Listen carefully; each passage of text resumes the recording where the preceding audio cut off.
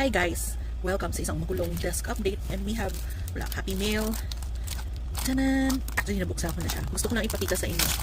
This one is from Art Kuno ni Marie. So, I ordered monthly savings challenge envelopes. So, I ordered the Studio Ghibli one.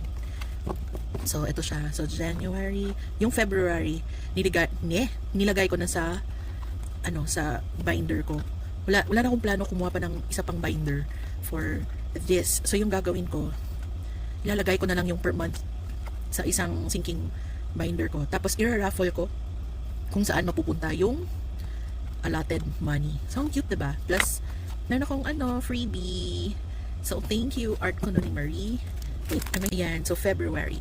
Wala pang laman. Okay, so wala ding laman. So, ayan, wala pang laman. And then, after this, I'm going to raffle off saan siya pupunta na sinking fund category. Parang merong boost.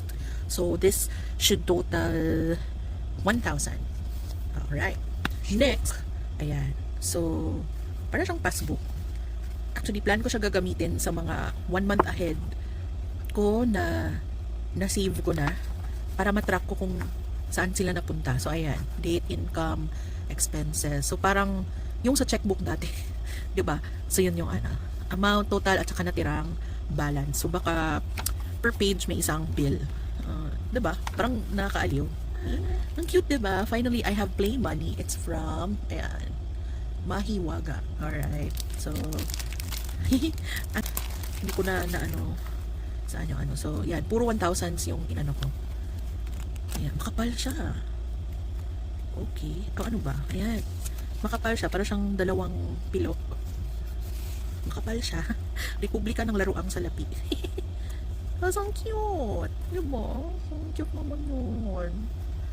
So anyway, ilang pieces nga ito, nakalimutan ko. Parang 100 din yata. Oh, mabisyosa. So anyway, makikita nyo na siya.